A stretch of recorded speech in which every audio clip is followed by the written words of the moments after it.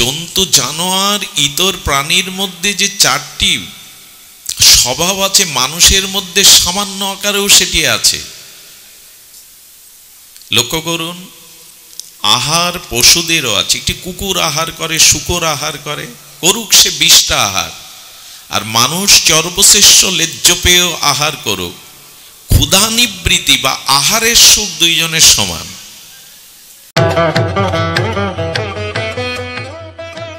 এখন দেখছেন হিন্দু মিডিয়া চ্যানেলটি সাবস্ক্রাইব করুন। শ্রীকৃষ্ণ অর্জুনকে সম্মুখে রেখে সমস্ত জগৎবাসীকে বলছেন, তুমি যে কর্ম করো সেই কর্ম ব্রহ্ম সমর্পিত হয়ে করো, ব্রহ্মার প্রণাম। সেই ব্রহ্মে বা শ্রী ভগবানে সমর্পণযুক্ত হয়ে যজ্ঞ বা কর্ম করো। যজ্ঞের যে আহুতি, যজ্ঞের যে অগ্নি, যজ্ঞের যে ঘৃত, সবই ব্রহ্মময় মনে করে ব্রহ্মে সমর্পিত করো। আর এই সমর্পণযুক্ত কর্ম শেষে, যজ্ঞ শেষে অবশিষ্ট যদি তুমি পেতে পারো, তোমার জীবন হবে অমৃতময়, পরম কল্যাণময়। একটু ধ্যান দিয়ে শব্দগুলি শ্রবণ করতে হবে। আমাদের প্রতিটি কর্ম যোগ্য হতে পারে। যৎ করোষি যদন্নাসি যজ্জুহোষি দদাসি যৎ, যৎ তপস্যসি কন্তেও তৎকুরুষ মদার প্রণাম। তুমি আহার করো, যজ্ঞ করো, তপস্যা করো, এমনকি যে ক্রিয়াই সম্পন্ন করো, আমাতে সমর্পিত হয়ে করো, সেটি যজ্ঞ হবে, সেটি ব্রহ্মে নিবেদিত হবে, সেটি শ্রী ভগবানে সমর্পিত হবে।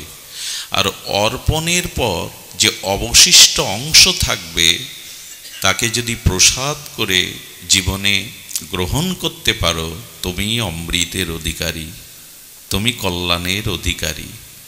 কিন্তু তাকে আর হয়? আমাদের জীবন, প্রত্যেকের জীবন সমর্পিত নয়। আমরা কর্ম করি বটে, কিন্তু ভগবানের সমর্পিত হয়ে করতে পারিনি। আর কর্ম সমর্পণের পরে তার অবশিষ্ট প্রসাদ রূপে জীবনে গ্রহণ করতে পারিনি। আর এই জন্য আমাদের জীবন লক্ষ্যে পৌঁছায়নি, এই জন্য আমাদের জীবন অমৃতকে স্পর্শ করতে পারেনি। আজ বিষময় জীবন, নিরানন্দময় জীবন, দুঃখ জরাব্যাধিতে ভরা অভিশপ্ত জীবন। খুব ধ্যান দিন। শাস্ত্রে বলছেন, অবশিষ্ট, যজ্ঞের অবশিষ্ট পেলে অমৃত পাবে। এখন আমাদের জীবন সমর্পিত নয়। আহার, নিদ্রা, ভয়, মৈথুন সামান্য মেতাৎ পশুনাম নরাপি। শাস্ত্র বলছেন, আহার, নিদ্রা, ভয়, মৈথুন তো পশুর মধ্যে আছে, সামান্য রূপে আমাদের মধ্যেও আছে। কিন্তু ধর্ম হীনাবি পশুবি সমানা, ইহ অধিক। যদি আহার, নিদ্রা, ভয়, মৈথুন সামান্য আকারে আমার মধ্যে, পশুদের এই চারটি বৃত্তি আমার মধ্যে সামান্য আকারে থাকুক, কিন্তু ধর্মই অধিক। যদি পশুর থেকে আমার ভিতরে ধর্ম অধিক পরিমাণে না থাকে, ধর্ম হীনাবি পশুবি সমানা, তোমাতে আর পশুতে কোনো পার্থক্য নাই। তোমাতে আর পশুতে কোনো, এই বাচ্চাগুলো প্রতিবার এখানে সমস্যা করে, ওদের সরিয়ে দিন। ধর্মহীনাবি পশুবি সমানা। ধ্যান দিন।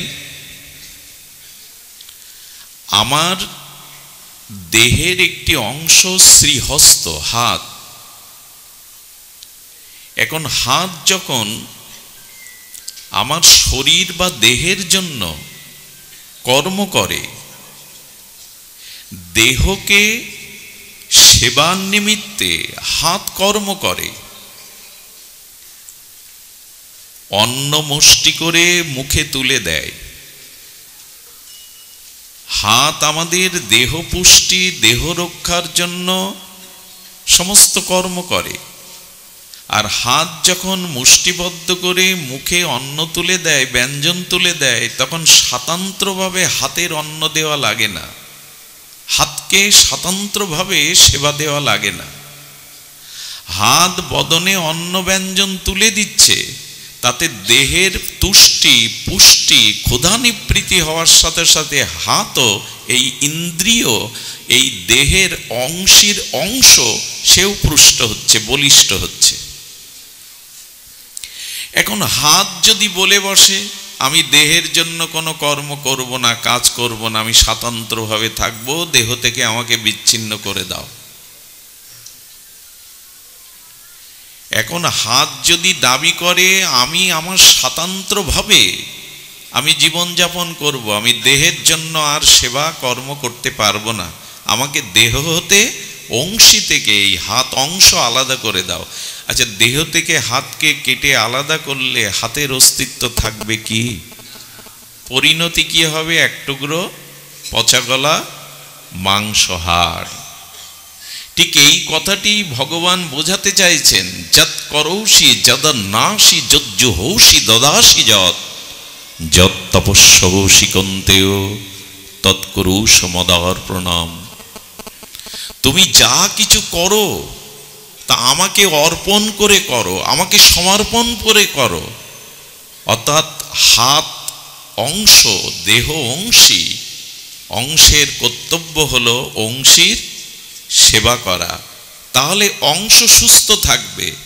কিন্তু অংশী দেহের সেবা না করে হাত যদি স্বতন্ত্রভাবে আলাদা হতে চায়, হাতের বল, হাতের অস্তিত্ব, হাতের চিহ্ন থাকবে না, পচা গলা রক্ত মাংসে রূপান্তরিত হবে।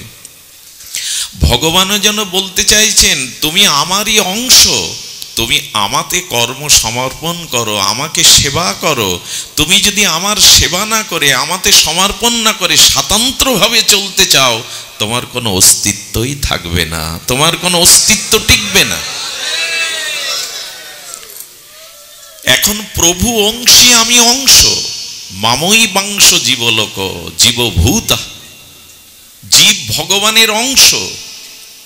সেই অংশ যখন অস্বীকার করে ভগবানকে সেবা করব না, তাকে সেবা করব না, আমি স্বতন্ত্র, আমি, তখনই সে অমৃত না পেয়ে বিষ পায়, ধ্বংস হয়, পতন হয়। তাই আমাদের এই জীবনের প্রতিটি কর্ম ভগবানে সমর্পিত হওয়া উচিত। আর যজ্ঞের শেষে যে অবশিষ্ট থাকে, সেই অবশিষ্ট পেলে, অর্থাৎ এই সমস্ত ভগবানকে নিবেদন করে তবে যদি বেঁচে থাকা যায়, তবে ওখান থেকে ভোগ নয় প্রসাদ আসবে। ভগবানে আমরা যা নিবেদন করি, ভগবানে আমরা যা নিবেদন করি, সেটা পরে আমাদের কাছে কি ভোগ হয়ে আসে না প্রসাদ হয়ে আসে? প্রসাদ হয়ে আসে। তেমনি আমার জীবনের প্রতিটি কর্মই যজ্ঞ, প্রতিটি কর্মই পূজা।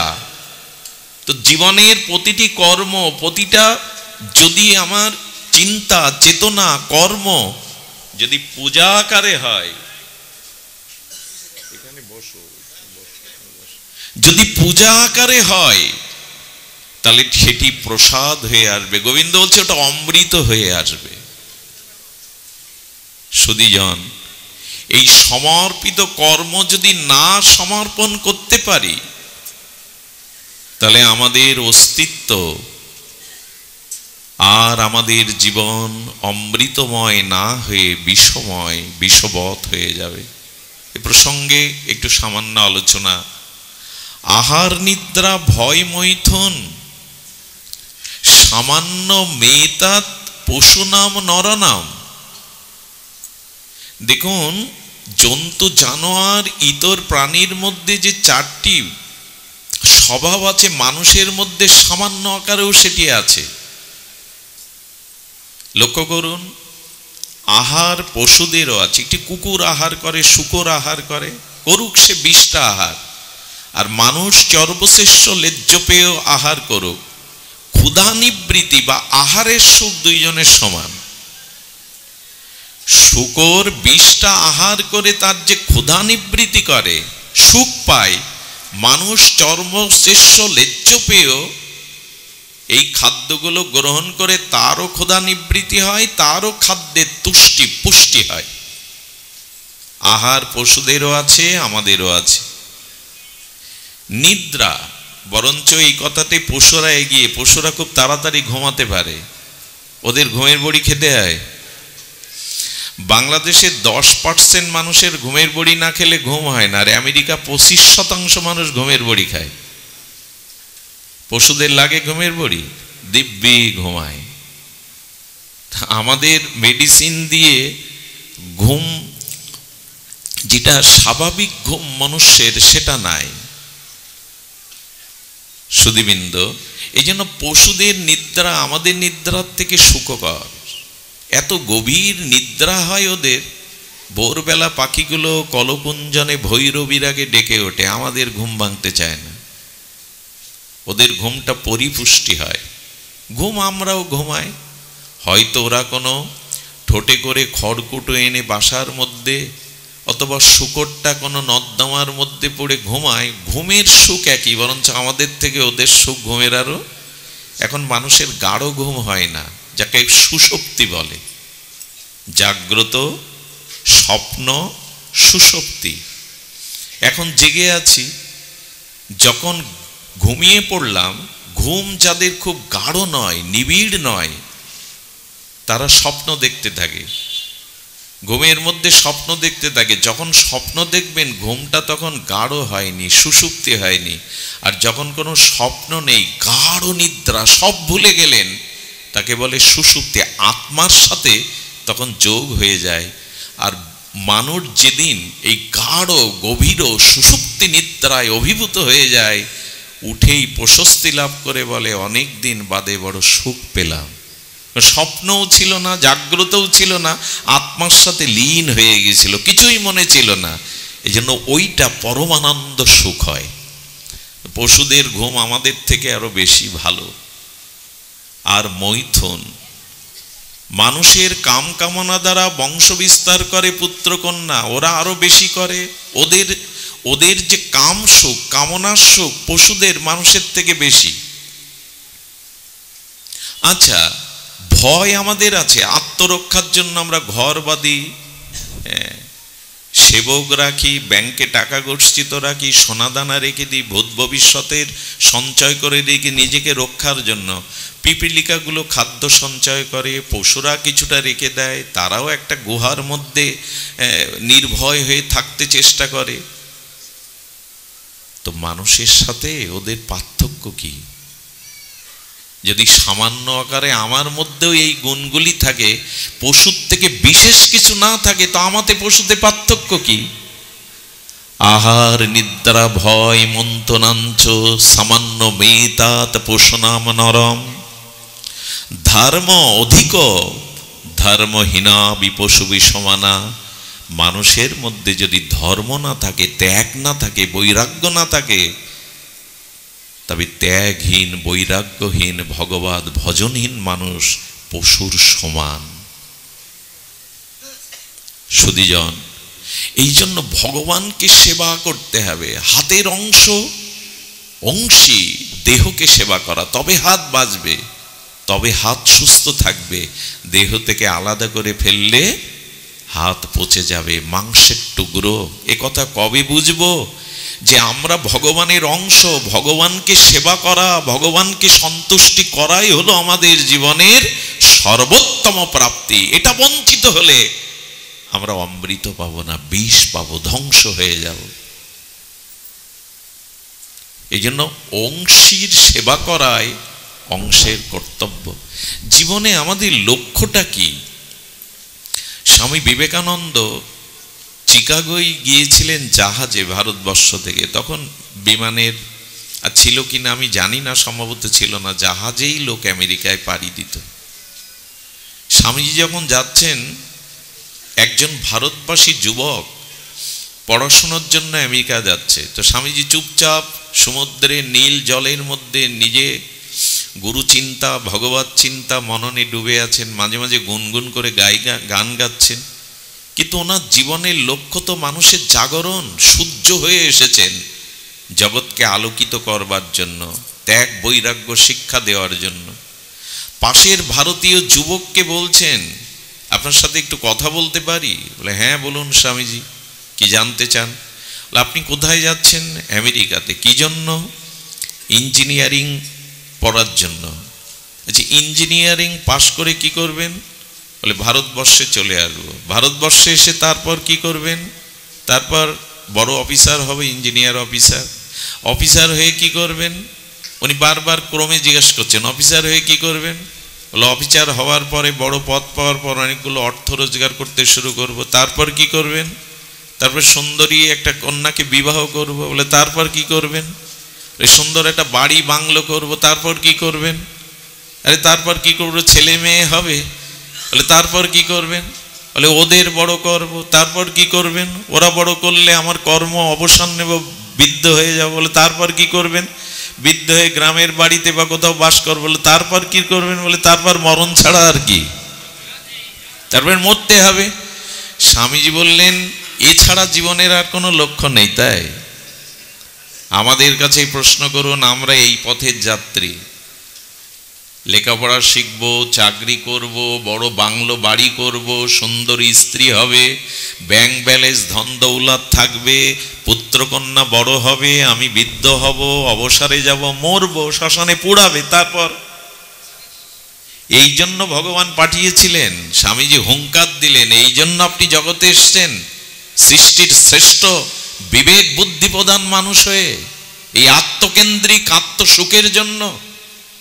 আমাদের একটি বিশেষ কাজের জন্য স্রষ্টা ঈশ্বর পাঠিয়েছে। সেই কাজ হলো পরম ঈশ্বরকে লাভ করা, এই জন্ম মৃত্যু চক্র থেকে নিজেকে উদ্ধার করা, জগৎ জীবের কল্যাণ করা।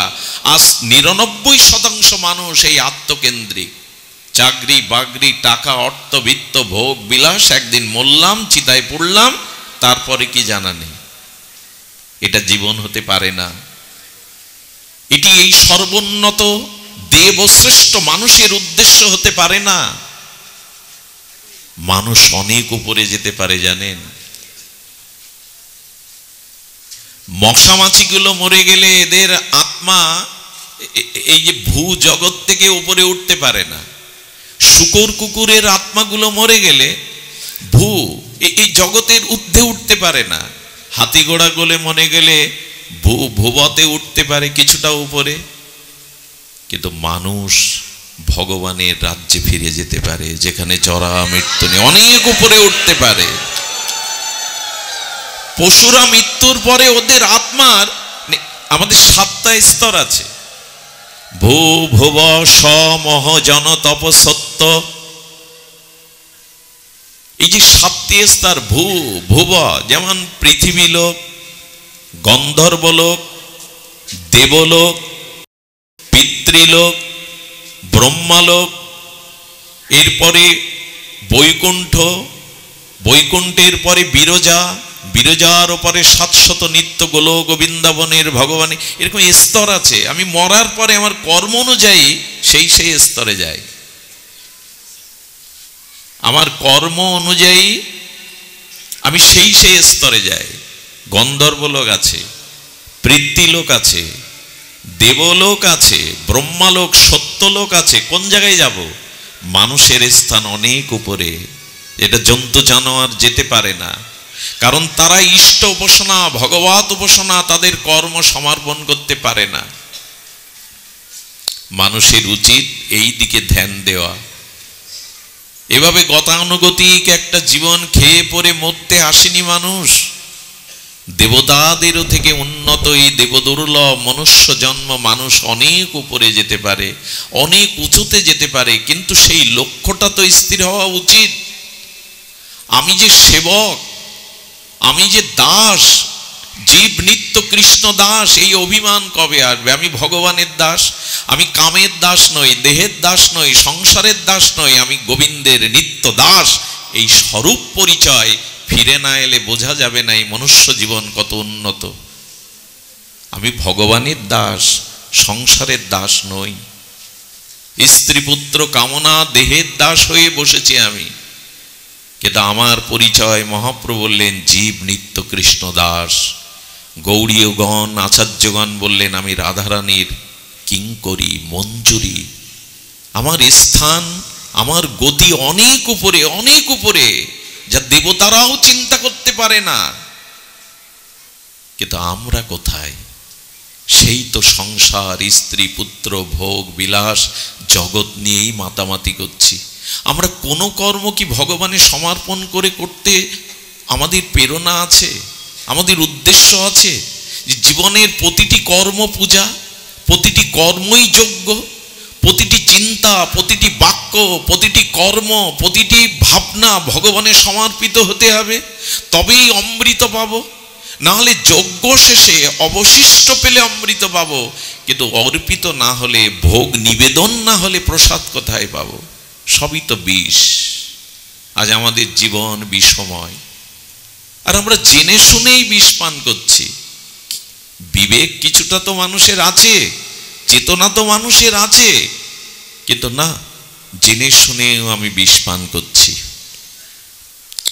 আসুন এর থেকে আমরা মুক্তির পথ, কল্যাণের পথ, অমৃতের পথ, এটা খুব কঠিন নয়। আমি আজ আপনাদের সামনে যেটি বলতে চেষ্টা করছি ভাগবত থেকে, এটা কঠিন নয়। দেখুন, জ্ঞান কঠিন হতে পারে, কর্ম কঠিন হতে পারে, তপস্যা কঠিন হতে পারে, কিন্তু সহজ সরল ভক্তি অত্যন্ত সহজ। জ্ঞান সকলে অর্জন করতে পারে না, তপস্যা সকলের দ্বারা সমর্থ নয়। জঙ্গলে গিরিহ গোয়ায় বসে ক্ষুধা তৃষ্ণা ত্যাগ করে বছরের পর বছর তপস্যা, পরমাত্মার সাথে জীবাত্মাকে যুক্ত করার জন্য অষ্টাঙ্গ যোগ, এটি সবার পক্ষে সম্ভব নয়। আর বিশুদ্ধ জ্ঞান, শাস্ত্র জ্ঞান সবাই লাভ করতে পারে না, কিন্তু ভক্তিতে সকলেই অধিকারী। ভগবানের ভক্তি সকলেই অধিকারী। এই জন্য আমাদের মহাপ্রভু জানিয়েছেন, গৌড়ীয় আচার্যগণ জানিয়েছেন, ভক্তি পথে চলো। জ্ঞান প্রয়োজন, তবে ভক্তিকে যেন জ্ঞান ঢেকে না দেয়, পাণ্ডিত্য ঢেকে না দেয়। জ্ঞানাকর্ম অনাবৃতম, বিশুদ্ধ ভক্তি যেন জ্ঞানের দ্বারা ঢেকে না যায়। এই জন্য কর্ম, জ্ঞান, তপস্যা এগুলো কঠিন, কিন্তু ভক্তি বড় সহজ। সহজ কখন হবে জানেন? এই দেখুন, শ্রী চৈতন্য ভক্ত মহিমাতে, শ্রী চৈতন্য চন্দ্রামৃতে, মহাপ্রভুর প্রিয় পরিকর গৌড়ীয় আচার্য বর্য শ্রী শিল প্রবোধানন্দ সরস্বতীপাদ তার অমীয় অমর লেখনীতে তিনি বলেছিলেন, উপাসতাং বা গুরুবর্য কোটি ধীয়তাং বা শ্রুতি শাস্ত্র কোটি চৈতন্য কারুণ্য কটাক্ষ ভাজং ভবেত পরাং সদ্ধ রহস্য লাভ। কি অমৃত, কি পরামৃত এই শ্লোকে সংযোজন করেছেন। উপাসতাং বা গুরু বর্জ্য কোটি ধীয়তাং, কি বলছেন এখানে?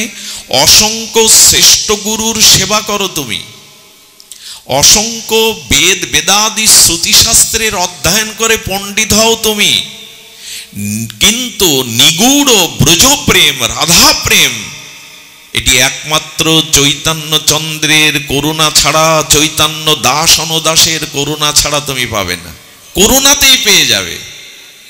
শতকোটি শ্রেষ্ঠ গুরুর সেবা, উপাসতাং বা গুরুবর্য কোটি ধীয়তাং, শ্রী গুরুদেবের সেবা করো, কোটি কোটি আচার্যগণের শ্রুতি শ্রেতশাস্ত্রের অধ্যয়নে পরম পণ্ডিত প্রবার হও, কিন্তু ব্রজপ্রেম পাবে না, রাধা প্রেম পাবে না। যদি চৈতন্য করুণা দৃষ্টিপাতে ধন্য ভক্তের কৃপা নিতে পারো, তৎক্ষণাৎ সেটা হয়ে যাবে। কি বলছেন এটা? সদ্য রহস্য লাভ। এই যে অনন্ত কোটি রহস্য ব্রজপ্রেম সদ্য তৎক্ষণই পেয়ে যাবে, মুহূর্তে মুহূর্তেই পেয়ে যাবে যদি চৈতন্যের কৃপা হয়, নিত্যানন্দের কৃপা হয়, চৈতন্য দাসের কৃপা হয়। সদ্য রহস্য লাভ করে যাবে, সদ্য রহস্য লাভ।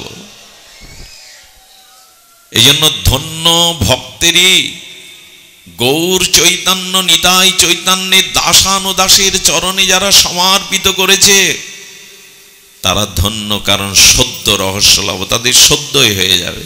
আর এই পরশ পাথরে লোহাটা ছোঁয়াও 1 ঘন্টা পরে শোনা হবে না, পরশ পাথরে লোহাটা স্পর্শ করালেই পরশমণির পরশে মুহূর্তেই লোহা শোনা হয়ে যাবে। তেমনি চৈতন্য চন্দ্রের ভক্তি করুণা, প্রেম করুণা, কৃপা কটাক্ষ করুণা লাভ করলেই তোমার জীবনে ভক্তি হবে। এই জন্য সহজ পথে এসো। সেই সহজ পথটা কি না, জ্ঞান কর্ম যোগ ধর্মে কৃষ্ণ নহে বশ। জ্ঞান কর্ম যোগ ধর্মে কৃষ্ণ নহে বশ, কৃষ্ণ বশ হেতু একমাত্র প্রেম ভক্তি রস। এই জন্য ভক্তির পথটাকে বেছে নিতে হবে। কি সেই ভক্তির পথ? আগেই বলেছি সহজলভ্য। ভক্তি দুর্লভ, কিন্তু মহাপ্রভু নিতাই চাঁদ এই যুগের জন্য অনেক সহজ করে দিয়েছেন, যা অন্য যুগে ছিল না। এইবার একটু ধ্যান দিতে হবে। ভক্তি সহজ, কিন্তু কার পক্ষে? সরল ব্যক্তির পক্ষে, কপট ব্যক্তির পক্ষে নয়। ছাড়ো রে মন কপট চাতুরি, বদনে বলো।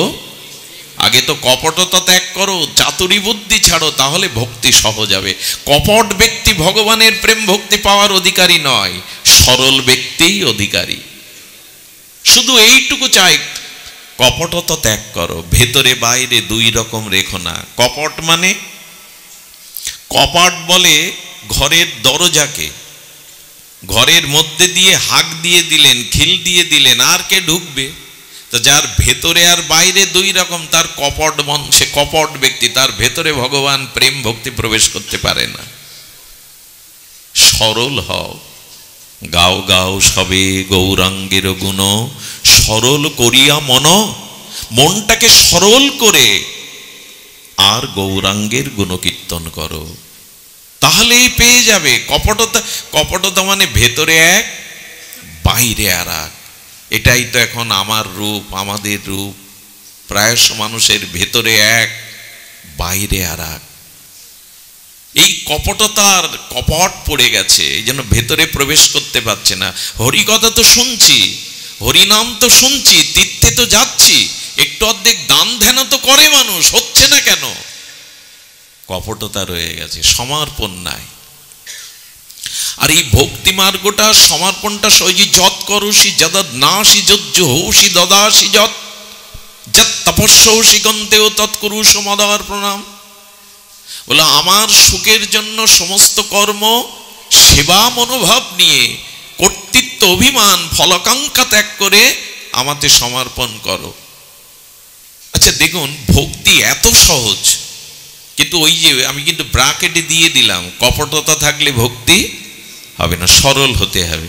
যেমন শিশু সরল হয়, তাই না? শিশুরা সরল হয়। ভক্তি কেমন দেখুন,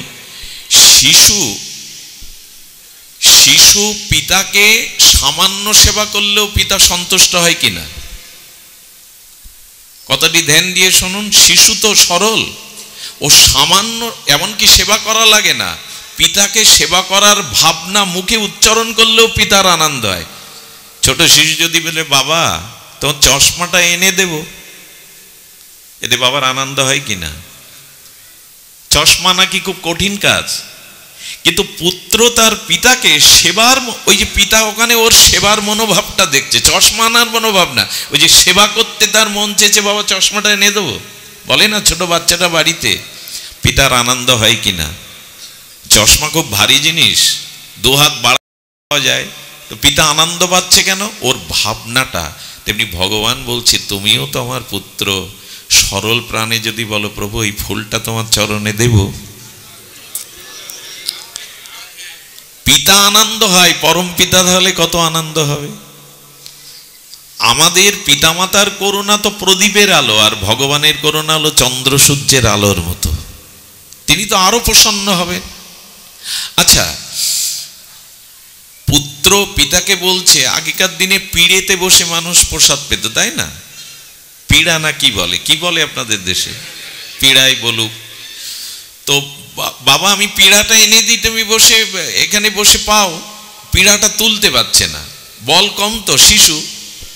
পিতা দৌড়ে গিয়ে ওর ওই কাজটা নিজে করে, আর কোলে নিয়ে যত্ন করে বলে, হ্যাঁ আমার জন্য আমার খোকা, আমার কন্যা পিড়ে বয়ে আনছে। আনতে পারলো না তবু প্রসন্ন হয়, বাবাই তো তুলে নিল। কিন্তু ওর যে সেবার মনোভাব, এতে তিনি প্রসন্ন হয়ে যান। ভগবান বলছেন ভক্তিতে বেশি কিছু করতে হবে না, ওরকম সরল প্রাণে আমাকে আনন্দ দানের জন্য একটু সেবা ভাবটা মনে রাখো। ফুল তুলবো, মালা গাঁথবো, একটু গৌর চরণে দেব, রাধারানীর গলে দেব, এইটুকু করতে পারো না, না পারুন, ওই যে ভাবছেন ভগবানকে সুখ দেবেন, সেবা দেবেন, এতেই ভগবান রাজি হয়ে যায়। কিন্তু ইচ্ছাটা জাগে কই? ইচ্ছাটা আমাদের জাগে কই?